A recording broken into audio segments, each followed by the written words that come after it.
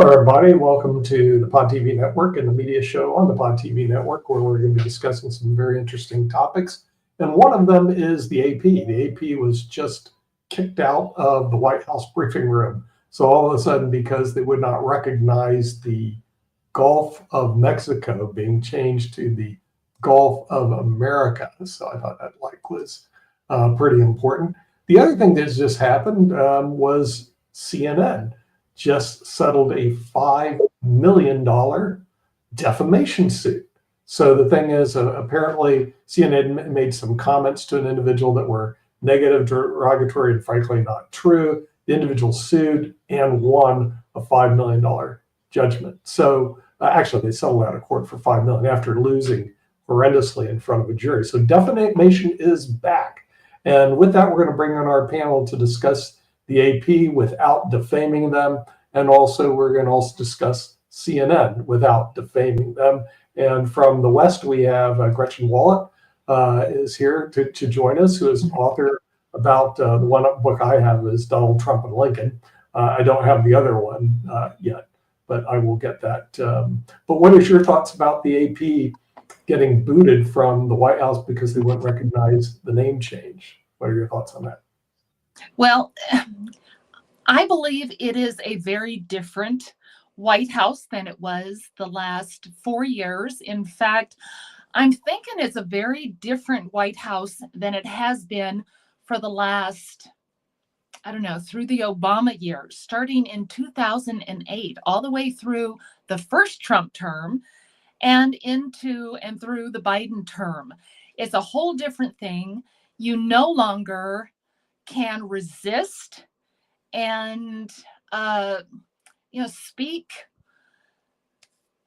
about resisting. And that's what the AP did. They basically said, no, we're not going to recognize it. Donald Trump is here doing the will of the people, those who elected him, to move forward as fast as he possibly can to make America great again. One of those is transparency, free speech. He renamed it the Gulf of America. That's perfectly legitimate.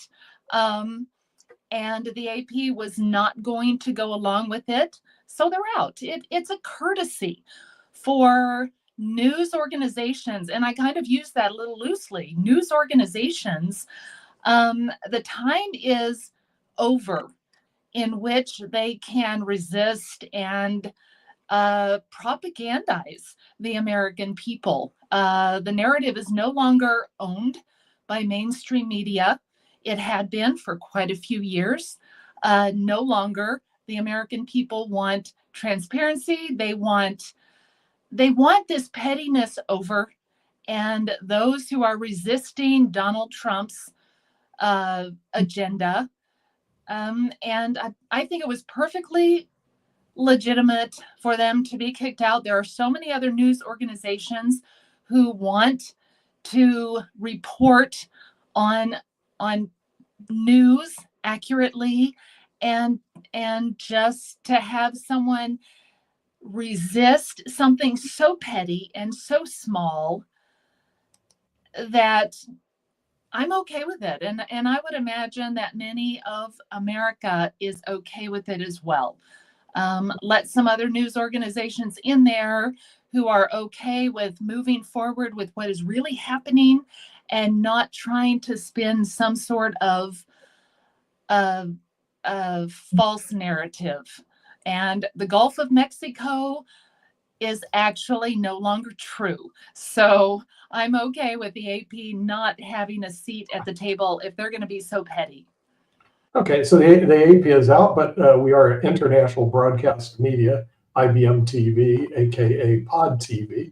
So we have people from all over the world that may have a different idea. So we're going to run over to Canada and see Sasha Starr. What are your thoughts, especially changing the name, the Gulf of Mexico to Gulf of America? The AP disagreed, they got booted. But in your neck of the woods, they are also trying to make Canada the 51st state. So the international audience may have a little different opinion than that. What are your thoughts? The only way for Canada to become great again is to become 51st state of US, which will supposedly become great again. So both countries will become great again. One is on its own rights, and another one is a part of the 51st state of that great America.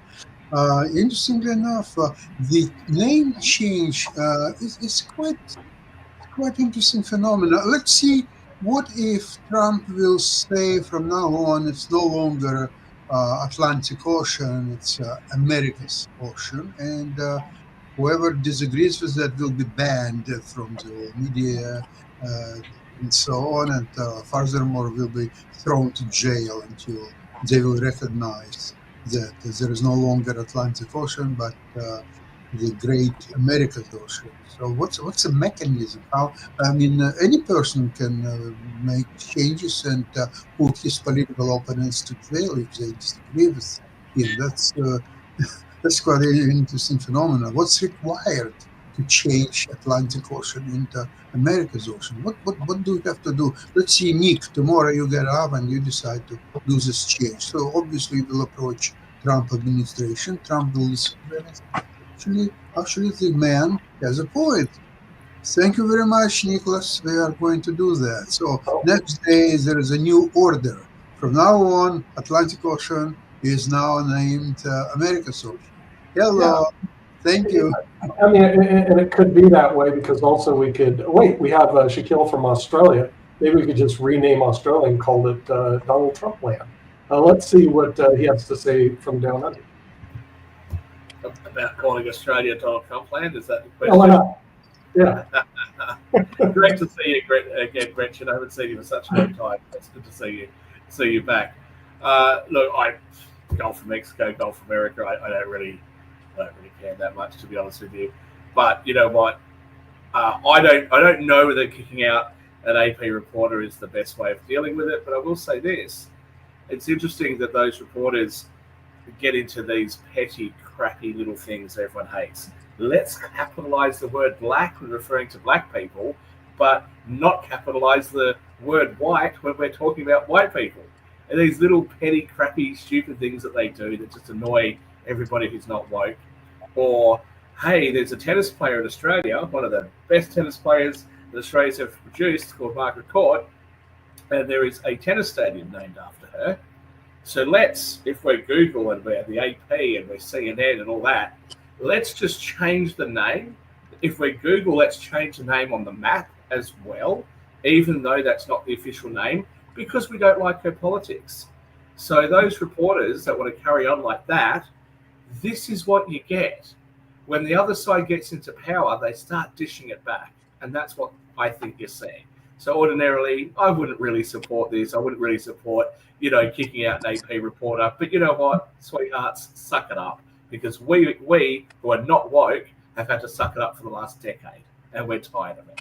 Well, just really quickly, because I'm the one who's actually got a journalism degree here and everything, you have heard of something called the Strunk and White Element of Style. It was actually written back in 1918, and that's actually what journalists are supposed to use in terms of actually deciding what is capitalized, what's not capitalized, and a number of other things like that. I remember when I was at Marquette actually having that lovely book, and it's still a book that journalists are supposed to use it in a regular basis and everything. And like I said, it was written by William Strunk Jr. and E.B. White, and it was actually been out there since like the 1918 and the 1920s, and it's supposed to emphasize brevity, clarity, and the importance of good grammar. So it's actually the book that journalists are supposed to use on a regular basis. And like I said, when I was in journalism school in the 80s, it was the book that would actually tell you what to use and everything. And as we all know, the definitions change, even Western changes, and all along those lines. But that is supposed to be the basics of how we are doing it in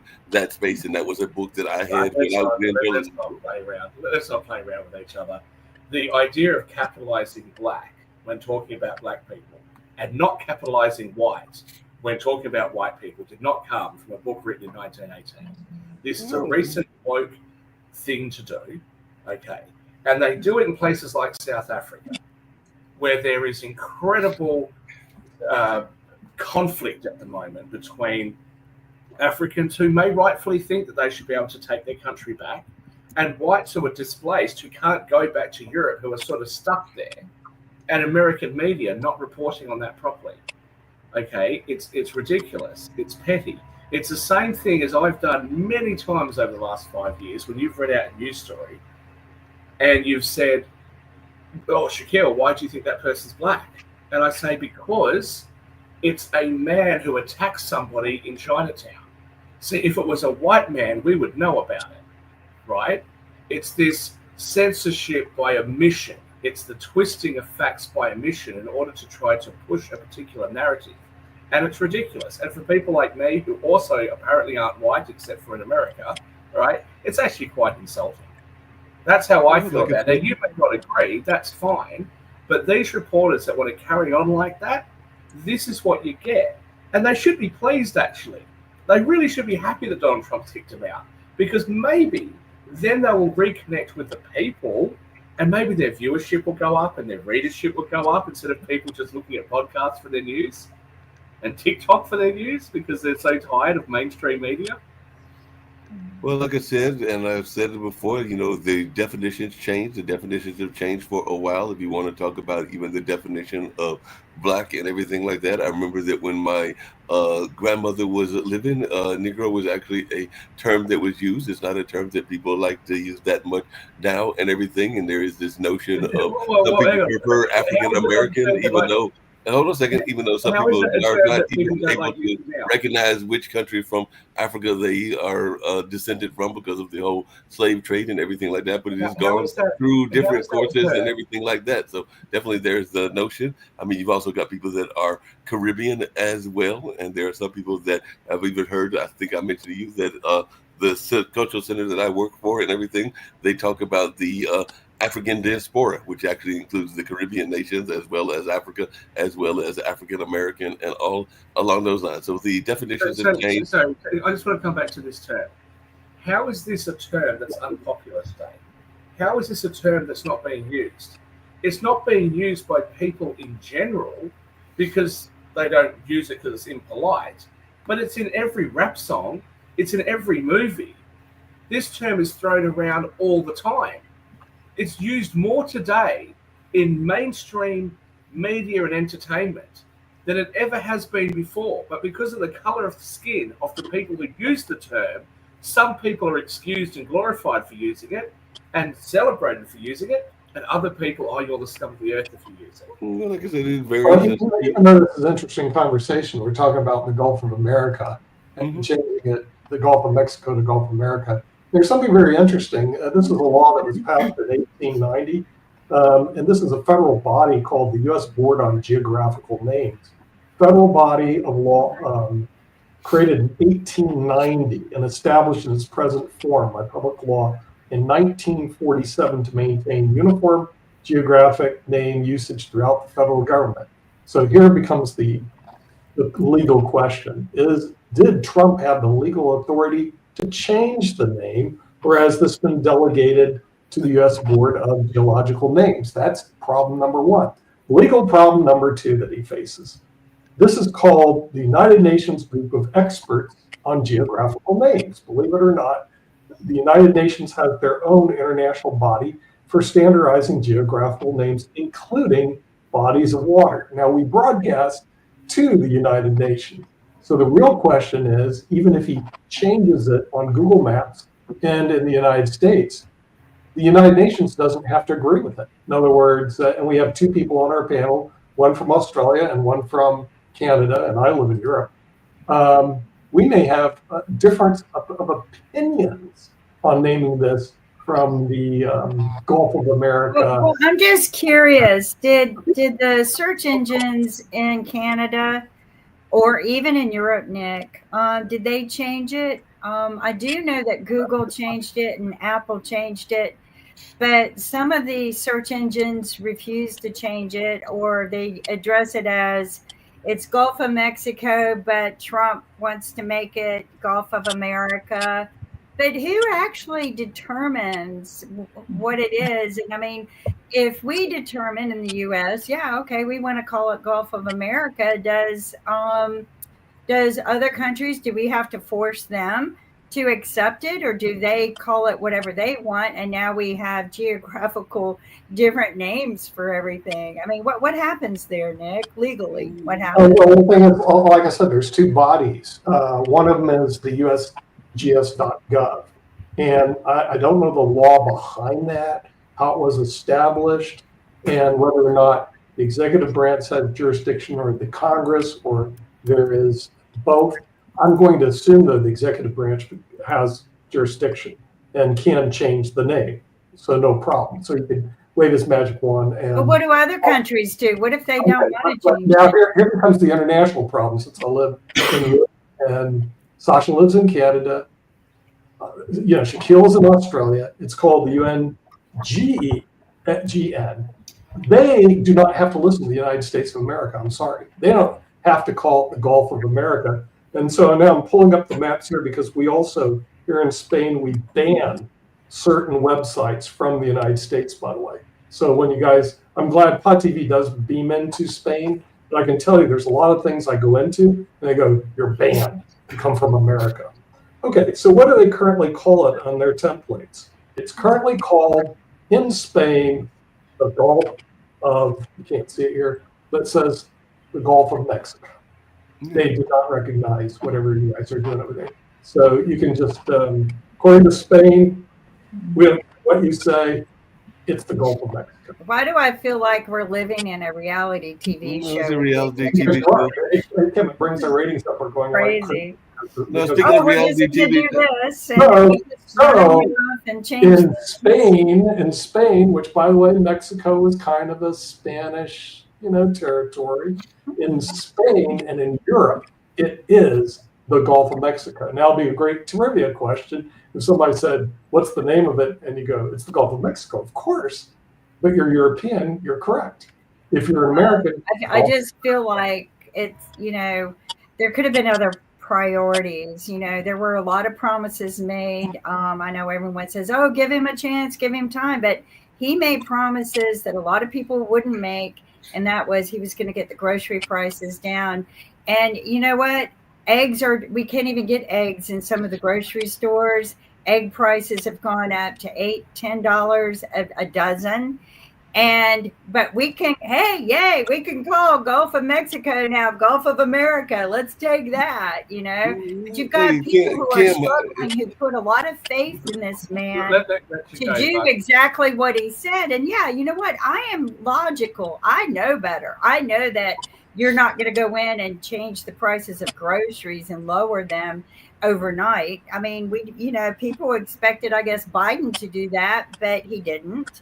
But they also didn't go up to the drastic prices that they are now. But hey, we can call Gulf of Mexico Gulf of America now. Woo! you call it what you want, but in Europe, it's the Gulf of Mexico. Go on. And I will That's tell a you, big talk on the golf courses with you rich folks too. Woo-hoo! Americans who agree to call it the Gulf of America should get at least 5 cents discount for a dozen of eggs. Thank you. There you go. All right, But I Well- don't use Safari. I don't use Google anymore because of that. Because if you're going to go around making changes on the map, that's a very drastic scare to me that they would just go in and, I mean, who's to say they're not going to direct me to go off a cliff? It's very dangerous. Kim, quick question for you and everything, because apparently the Gulf of America has been embraced by the oil companies, and I know that you go because you give me a couple from that place. You go to CERAWeek, and I think CERAWeek is coming up, but apparently the oil companies over there in Texas and everything are embracing this notion of it being called. You got the rich white man doing that. Of course they did.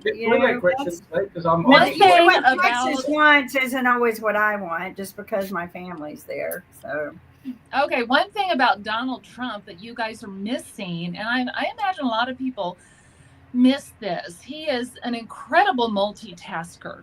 And what if he did this Gulf of America thing just to see how quickly Apple and Google would change it? He's done things before. We are here discussing this right now, and he's over there getting some things done that the American people want done. He does that. Lincoln did that. He would distract, and yet he would be ultimately focused on what is the main drive of what he's doing. He's busy doing something while we're discussing this. And also the egg deal. That is so incredibly predictable. The bizarre behavior of the authorities on making farmers destroy the millions of chickens because of wanting to push the bird flu epidemic and somehow doing that. It doesn't take long to raise a chicken, but Colorado has made it so you can no longer raise eggs in confinement. And that's where a lot of the eggs were raised. But destroying so many chickens, that's going to affect the price of eggs. And that was done under Biden. And, anytime we're going to start growing chickens, doesn't take long, and then they start laying eggs.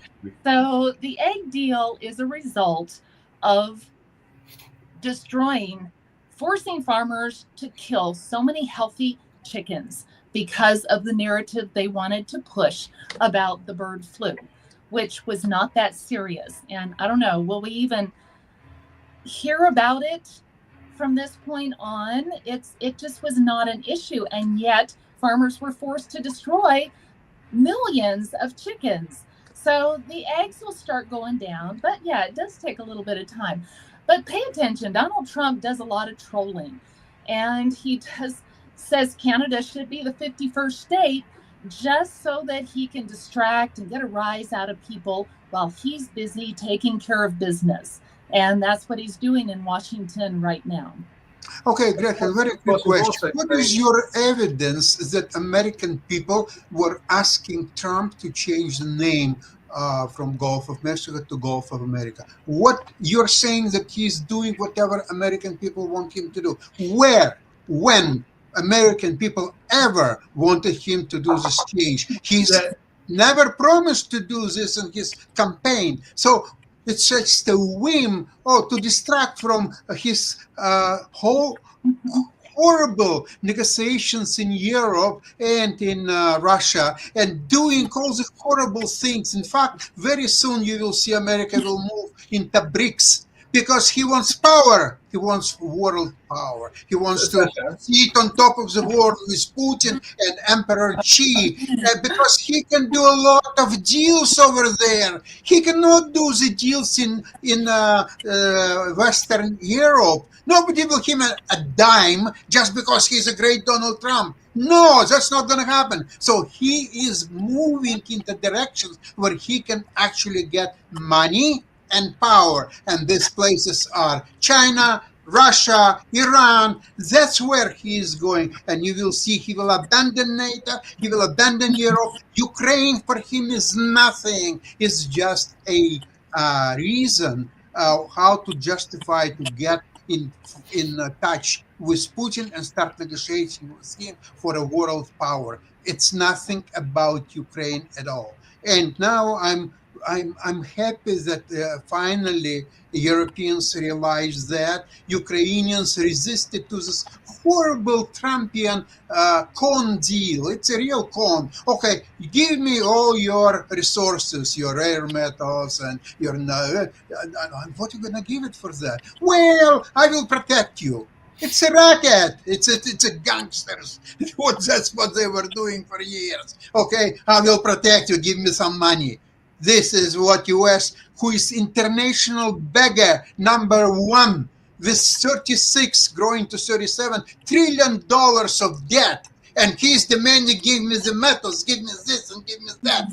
You know what? People already understand that, and he's negotiating tariff tactics and all that shtick. People already get used to it. It's not going to work anymore. Let's face it. So just go back to United States, defend against Mexico and Canada, and just stay there for Christ's sake.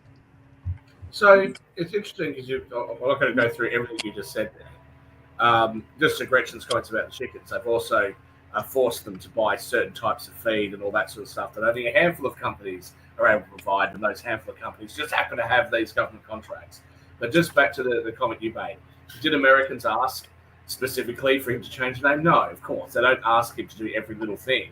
Did Americans ask Biden to go down the woke path and the Democrats to go down the woke path of gender doesn't exist, let's put children on puberty blockers? They ask for the Democrats to support high crime rates and ridiculous levels of immigration? Have the electorates of Europe ever said to their governments, hey, we've been a bit concerned about how low our crime rate is. Could you drive the crime rate up a little bit more and import tens of millions of people into Europe who don't speak our language, who don't want to assimilate into our culture? And while you're at it, could you also please pass some laws that say that if we say anything about it, we could go to jail for it? No, I don't think so. I don't think the people from the UK said, you know what, I'd really love the government to say that if I'm praying in my own house, but I happen to live within a certain distance from an abortion clinic, that my neighbours and my friends should be able to dob me into the government and I should get arrested for that.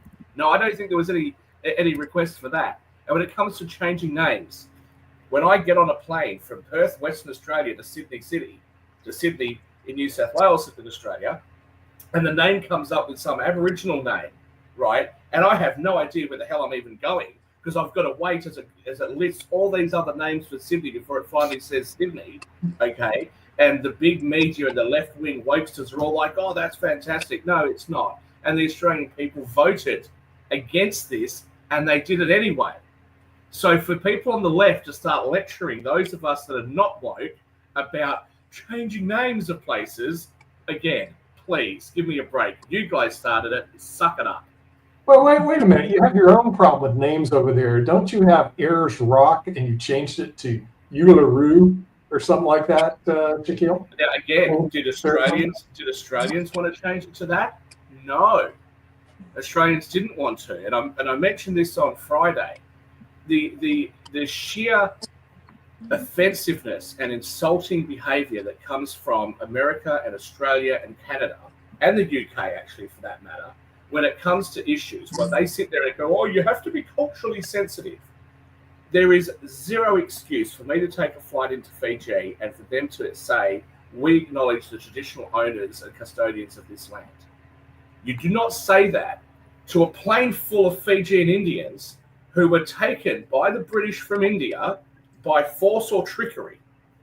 And then you're flying them into a country that has almost had civil wars over this issue, where the Fijians have said, perhaps rightfully so, we want our country back. In fact, they became an independent country from England. But what happened was there were hundreds of thousands of Fijian Indians, which is half the population, living in Fiji, whose land leases were taken from them, who were kicked out of homes that they lived on for hundreds of years and had nowhere to go. And India said, well, it's not our problem. And England said, well, it's an independent country, you guys deal with it. This has been a major point of conflict. And you'll notice that on Friday when I brought it up, people like Jatovi thought it was hilarious. So if the rest of us are supposed to care about the rights of Indigenous Australians and Indigenous Americans, and we're supposed to care about the plight of Black Americans who apparently are having it so tough in America, right, compared to what the rest of us around the world, if we're supposed to care about that and they're going to laugh in our faces when we try to bring up an issue that's affecting our community, this is going to be the result. We're not going to vote for you. We don't like you.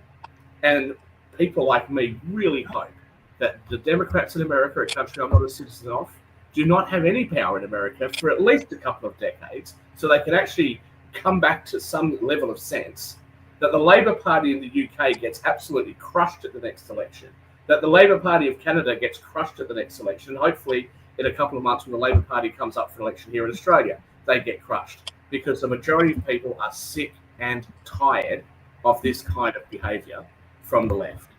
Hey, You just know, really the quickly, Democrats in America have gone out of business before. 1865, Lincoln defeated the absurdity of an entire group of people, the Southern Democrats and their Confederacy, wanting to be free to keep their slaves. They were out of commission for several decades, and the Democrats in America today are going out of business because they always overplay their hand. They have overplayed it. The American people are coming back with a vengeance, and I believe it will be at least decades before the Democrats actually, if they're even capable of coming to their senses. Just like you said, it's America is on a path of sense, and don't be distracted by Donald Trump's things that he just trolls people for, because he does it. He distracts them, and he is busy taking care of all of those things that America wants: transparency, efficiency in government, which the absurdity of Democrats fighting against efficiency in government, that's actually very comical to see. And having even a news person say that Nazi Germany committed the Holocaust because of, and this was Margaret Brennan, because of freedom of speech. That is absolutely absurd. I just don't think they know what they're doing. Things did not work against Donald Trump, didn't work against Abraham Lincoln. Donald Trump is a transformational leader, and you'll see that America and the world is incredibly different before Donald Trump and after Donald Trump. Okay, I would like to mention something which came just across in the news. Elon Musk's companies were under investigation by 5 inspectors general when the Trump administration fired them and made Musk the investigator. Do you think American people will go for all that? It's just a year and a half left for Trump to do all his shtick, because otherwise he will be thrown. All the Senate and House, all will be not Republican, but Democrats all the way. So enjoy yourself for another year and few months. Good luck. We'll see. We'll see. Well, that's pretty interesting. But I still think that this hasn't played out yet, because I am not sure about the U.S. GS and Gov, because if it is political football in terms of naming, why can't if Kamala Harris gets elected, she says, well, I'm going to rename the Gulf of America the Gulf of Kamala Harris. Why not? And no one could stop her, could they, panel? Am I correct? Not without free and fair elections, you cannot. America has one. I understand, but I'm just saying, what I'm saying, and this is the problem with political football, and you really have to look at this, what the laws are behind this, which I don't think anybody has done yet. If let's say, if Gavin Newsom gets elected to be president and he changes it from the Gulf of America to the Gulf of Gavin Newsom, nobody can stop him, because he's the president of the United States, right? You see, so the real problem you have when things like this happens is you set a precedent which may work against you later on when there's a change in political climate. In terms of the world, I think you look at the UNGPGN, and they at least over here in Europe have not said anything about it. And by the way, in Europe, I eat eggs all the time here because we don't have the problem that you guys do. You can't figure out your egg situation. But here the food's good and I don't have a real problem with it. So that's my thought on that. When it comes to the media in general, I think we also have another problem, is the defamation lawsuits that are taking place. And CNN, of course, just got hit with a $5 million judgment. Actually, they settled for $5 million for defaming somebody.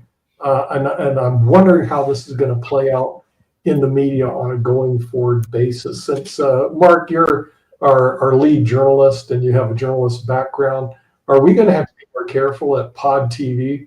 Or we have to police people what they say, or if they start defaming people, or subject the whole network to like huge judgments? What are your thoughts? We've already seen some times that we've been called on social media for certain things that were said, whether that was against the, well, definitely during the time of the pandemic. We should know that there were people that were saying certain things about the vaccine and things along those lines. And as you know, we got hit a couple of times for what we said or what was said that was considered to be problematic, whether that was on what is now X or whether that was on Facebook or whether that was on a number of other things. As you know, me and Kim went down to Miami to that conference, and they were talking about how a lot of our young people are getting the news more from social media than they are from the legacy media and all along those lines. So that was actually one of the things that was reported heavily, that a lot of our young people are going more for social media, but there is this notion that it's not really being policed and all along those lines. So if Mr. Beast, a popular YouTube person, wants to come out there and say something negative and everything like that without it being fact checked, what can we do about that and all along those lines? So, I mean, that's just one of those interesting things that takes place in that space, and we'll see what goes on in that way. I did have a question for Gretchen, since we were talking about Lincoln, and I know she's a Lincoln expert and all along those lines. And earlier, Shaquille was teasing me. I know he's gone or he's back, maybe doing some of his trades and all along those lines. But you know, there's Markets this are notion closed that today, Mark. Huh? Markets today are closed. He doesn't make any trades today. Oh, that's right. Thank you. But just really quickly, there's this notion that Barack Obama was the first minority president, and all along those lines. I actually did go to his first inauguration, not the second one, and everything. But as you know, because Gretchen, you are a historian, and all along those lines, and I do have respect for you as a historian in all those spaces. But there is some notion that there might have been some other minority presidents even before Barack Obama, and I've heard some people that said that Lincoln might have been one of those because of his Moor background and everything like that. So I just wondered, in your research, if you had found that he had some connection to the Moors, which is partially one of the ties to the African continent and all along those lines, because you've done some serious research on President Lincoln, and I have heard some people that even insulted him, called him a Moor, because that was considered an insult back in that day, and all along those lines. So if you want to share some of this notion, because I've heard something similar about Jefferson and others, so maybe Barack wasn't the first black president. Lincoln might have had some minority ties to his ancestry as well, but I'll let you speak to that since you are the historian. Well, Abraham Lincoln actually did believe that he was an illegitimate child. It's not in normal history books, but he believed that his mother actually was connected to Virginia, higher class Virginia society, and that he could have been illegitimate. There's no proof of it.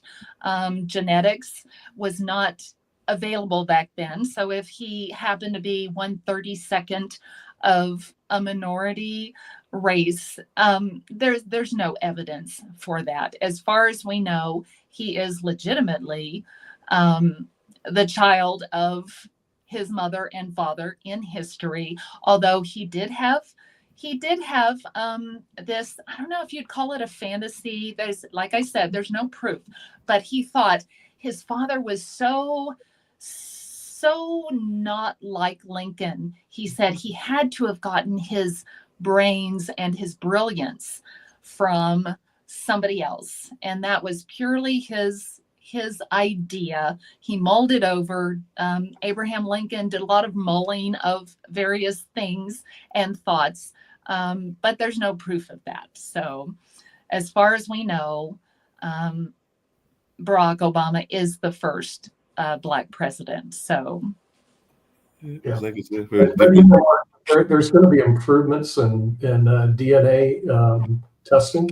I've seen that quite a bit because I had mine tested, and of course the thing is, it's interesting. It even changes as they change. They're able to change the markers, and they basically try to determine where you're from. So I think if you exhume Abraham Lincoln's body, I don't think I would do this.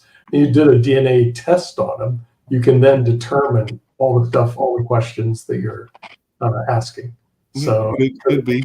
Hey, for Hey, like that. Sasha, really quickly, because I know we were talking about media, and I did see that social media in Ontario has been a major story and everything, because apparently on Monday, which would be today, a social media post surfaced from Various Bansal, the Liberal candidate for Oshawa, and he said, "You can thank India for cleaning trash people. Ask your gay friend at Justin Trudeau to do the same." So apparently that was in response to the social media post about the killing of Sikh leader Hartap Singh Najjar. So I was just wondering your take on social media and its importance on these political races, even in Canada as well, because this literally just broke earlier today, this notion of social media maybe being problematic. Mark, I must admit that I'm not a big user of social media. The only, well, we can call it social media, or at least those communication channels I'm using a lot, really a lot. It's YouTube. YouTube I'm using for different purposes. I'm watching, for example, chess games. I'm listening to music. I'm doing a lot of things what I'd like to know more about. I'm using YouTube, for example. And in YouTube, I don't come across. Maybe it's there, but I don't come across of this. What's been Ontario or Canadian politics, and even if I would, I probably wouldn't read or spend time on it because I'm not that interested in. I'd rather listen to one of the three latest Beethoven sonatas than listening to whatever's happening in the politics of Ontario and Canada. Although I do have my favorites in politics in Ontario. I wish that the progressive conservatives will win, and that's most likely will happen. And then Canadian federal election, I wish progressive conservatives will win and will win with the majority, not just as they would have to still form a coalition with NDP. NDP may or may not go for coalition with progressive conservatives, but we'll see. And there is a liberal election on March 9th. In Canada, so we'll see. But that's I would waste a lot of your time to follow this. That makes sense and everything. Hey, Nick, what is your take on just corporate media in general and everything? Because I did see that a lot of people are saying that the corporate media bosses are bowing to Trump's demands. And as we talked about on this network, there was actually a request that we, meaning Pod TV, could actually get access to the White House. And I did put in that application, haven't heard back from them, and all along those lines. And I know that Jonathan Lockwood, who is on the show with Sasha, is in the D.C. area. We've also got the Urban Sentinel guy, Reginald Kearney, that's in that general area living in Baltimore. We've got some other people that maybe they will attend one of the press conferences should Pod TV get the access, because he did say he wanted to make it more accessible to other forms of media and just not the legacy media and everything like that. So what is your take, and are you thinking that we will actually be able to get to the White House? Okay, that's a very good question. First of all, thank you, Mark, for putting the application in for Pod TV to be part of the White House correspondent group. And I think this was a good move by Donald Trump, opening up the media to other sources, because for years the stranglehold has been on by traditional media, and they shut everybody else out. Now, the good news about social media, and the good news about what we're doing, we have about 2.3 million viewers, and it keeps increasing. And we're worldwide, which a lot of in Europe. ABC isn't here, by the way, in case you guys didn't know. In America, CBS is not here. You don't watch CBS here. You know why? They don't broadcast in Europe. Neither does ABC, neither do NBC. They have things called LA1. They have all these other types of media. But what you see, most young people are getting their media from social media. But the major networks in the United States are zero in Europe. Seriously, we don't even listen to them. So you're going to see a lot of change in media. And Pod TV, the beauty of the internet is we do reach an international audience, which is quite unusual. So we have people watching these shows from Nepal to Australia to Singapore to all over the place. It's because of the power of the internet, and it's having a negative effect on traditional media. Now, to answer your question about whether we're going to get White House credentials, I would say probably not for this reason. When you submitted your application, Mark, so did 7,400 people Yes. submitted their application that day also. So the odds are probably 1 out of 7,000 that will actually get media credentials in DC. If we do, we will send somebody to the correspondence thing. I've been following it, and I think it's pretty good. You know what's going on out there. So I'd like to have Pod TV have a presence there. But Nick, I would like to challenge. Why don't you go on AP Europe?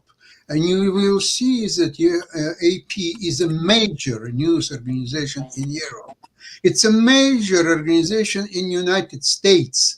Almost all materials published by USA Today, by many local newspapers, and especially pictures, they are all coming from AP. There is no other. Yeah, but Sasha, that's written media. I'm talking about video media.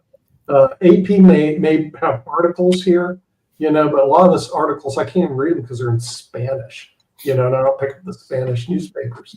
So, but when I'm talking about video media, you don't see anything. All the stuff you see over there, you don't see here. So it's totally different. I do watch Pod TV over here because I get it on my feed, so I can see you guys. I can listen to English programming finally. But these other programs, I don't. And then Jatovia has joined us, and Shaquille's back from Australia. We were talking about, in case you guys missed it, the Gulf of America. They changed the name from the Gulf of Mexico to the Gulf of America. And just to bring you up to date with this, Jatovia, the real question you have, you got a couple of interesting answers. One, whether he can do it, because it looks like the jurisdiction's under USGS.gov. It may not be under the executive branch. Okay. The other problem you have is internationally, UNGENGN. Okay, this is the United Nations, and the United Nations doesn't recognize it. As a matter of fact, over here in Spain, where I live, it is still the Gulf of Mexico.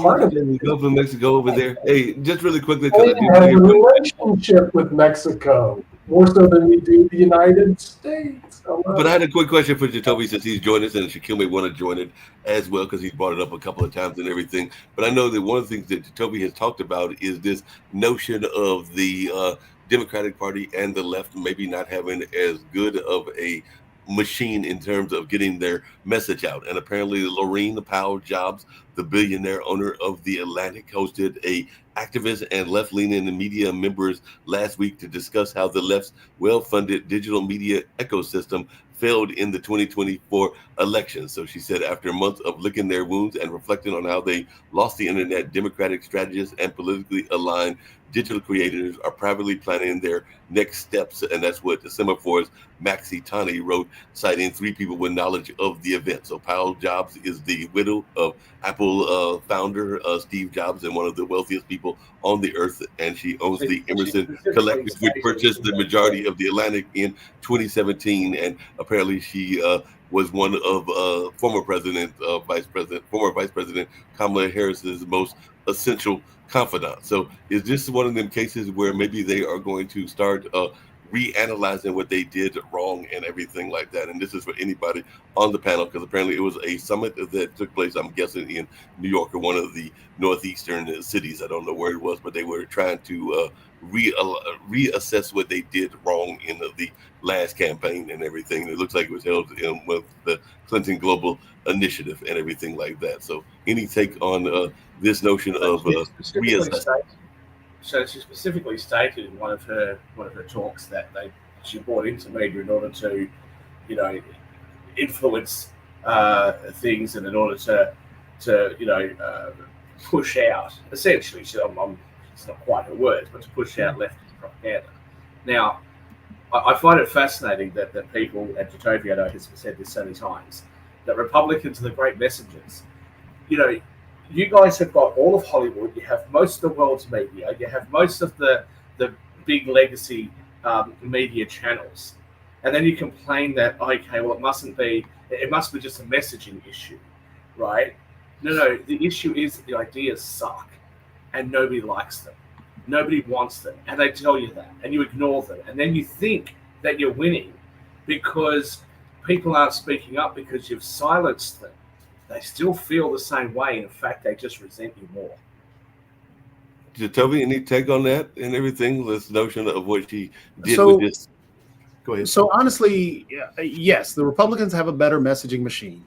They parrot the same messaging, and it's like as if it were a fax handed to each and every one. And they stick to message, which is great. And on top of that, they play into the whole fear aspect of it. So the Republicans do a great job. This was built from the Southern strategy, and it still continues today. The Democrat Party doesn't have a great messaging system. The Democrat Party, usually when they go out and talk about particular things, there are various messages given from various different people. Nobody is saying the same exact thing. So, for example, if somebody has an issue with say, how the mistreatment of individuals, say, in the African American community, then we also have to recognize the mistreatment of individuals that are Native American that are here. So then it becomes a clouded message because everybody wants to get out their point. And the Democrat Party, because what they want to do is actually highlight everybody's point, that message gets clouded. But the Republican Party doesn't. The Republican Party does a great job of, hey, we're talking about this, staying on this message, and only saying this. For example, in the campaign, during the campaign, if you notice, Donald Trump said a bunch of random crap. He gave a blowjob to a microphone on a stage. Even when they had the racist actual comedian and then the racist actual individuals after that, the messaging became, hey, let's talk about immigration. And so everything that happened was, let's talk about immigration and see how bad the Democrats have done. So the actual commentary begins to switch about how bad the Democrats become. So yes, the Republican Party does a great job at that, and it's phenomenal. And they manipulate it, but as opposed to saying, well, look, we don't think that what we said was racist, but because the Democrats think they are, let's talk about how terrible we are.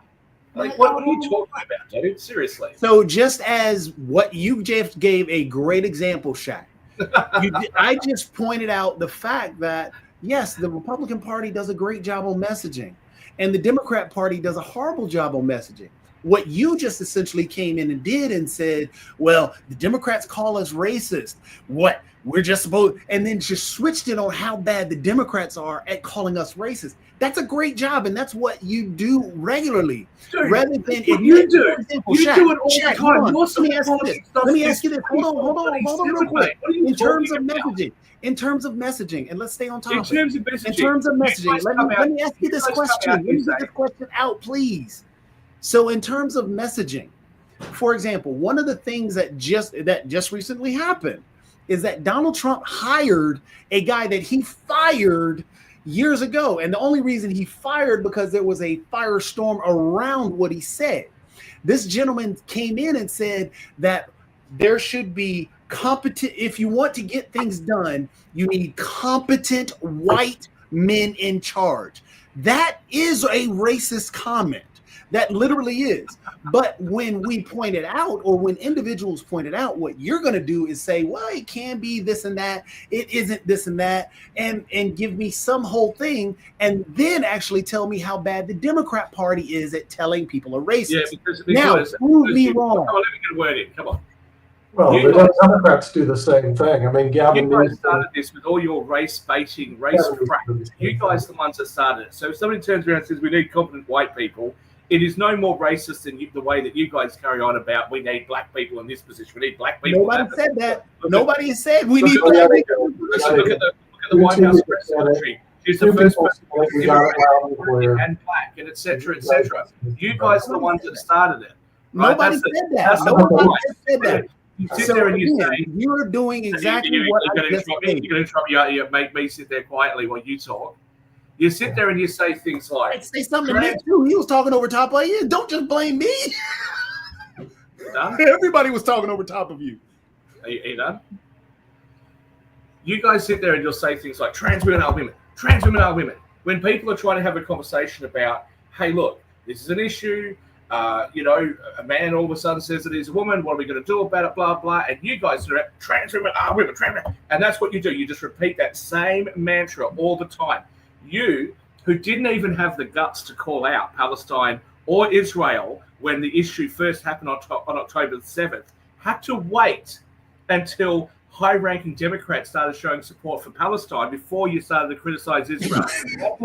That's what you did, right? You're just making stuff up and lying now. Stuck on that message, and then you try to tell me that when they sit there and they say from the river to the sea, what they're actually advocating for is a two-state solution. When I said to you a year ago, neither Israel nor Palestine is currently asking for a two-state solution for totally different reasons. But no, you don't want to hear it because your side of politics, the most progressive people in your political party have decided something, and that's all there is to it. Seriously, So dude. you went down some tirade. Now, Sasha, now you have listened to both of what we've said, and I pointed out the fact that, of course, the Republican Party is great at messaging and how they twist it and now make it my fault or make it the Democrats' fault. It is your fault. Exactly. It is your fault. What exactly did Shaq Just do? like I Was said I just tried to point out If messaging. you want to complain Didn't about he the just? about And government he's cuts trying to funding- talk me now, and that's not going to work. Well, that's Now, right, because I hardly didn't ever he come just, on. Sasha, Because I hardly ever come Didn't on. he So just take it and then switch it to a you Democrat fault want or my to- fault? You want to sit there and He did complain. exactly show what I after show after stated. show. You want to sit there and complain show after show. I'm asking Sasha a question. Well, I'm You know, just all I talking- hear is that you're rambling about the Republicans are great at messaging. Who would disagree with that? Obviously, yes, they are very good at messaging and always were. So let's agree on that. Well, I don't Then- agree with that.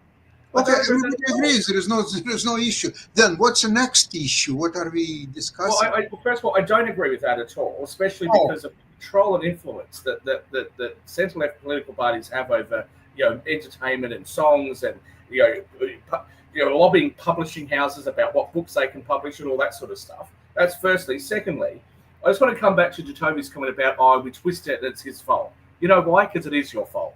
Because when you sit there and you say on Friday about the cutting of funding to vital agencies to provide services to people, nobody wants to see people who desperately need those services have those services and funding to those services cut. What they want You did. is for the people is no, I didn't. No, I didn't. You did. You No, jumped I over me and said you What- did. You try to think you're some sort of barrister, some sort of high-class court lawyer asking me yes or no questions, so I played along with you. What Oh, people are okay. happy about, and people I didn't catch that. I for just a asked very, you very long time, is the amount of waste and fraud and abuse that goes on within these agencies and their funding. What The fraud? fact of the matter is that very little of the Yeah. money that earmarked for those agencies actually go towards and go into the pockets of the people who actually need those services. And whose fault is it? Yours, my friend Jacoby. Yours. Because it's people like you who sit there and gaslight and twist and refuse to acknowledge any kind of criticism if you think it's criticism of your side of politics. So Incorrect. if you're complaining now, if you well, don't know, correct, that's my opinion. If you're complaining now that these my opinion, and my opinion's correct. No, it's not correct. I blame you, not Elon Musk, not Donald Trump, and not Mr. 19-year-old Big Balls. Blame me, okay. It's your fault. It is my fault. Just remember, Jacoby, it's all your fault. That's hilarious. And unfortunately, as I want to just say one last as thing. we- We have to show up here. I do always buy people's books when they appear on, so I just wanted to say I did actually buy her book. I have read her book, and I do recommend it. I know you wouldn't read it to me because you take some. Well, for I those of us that actually like to right away. The timeshare show's coming up, so we'll see you next week. Bye bye.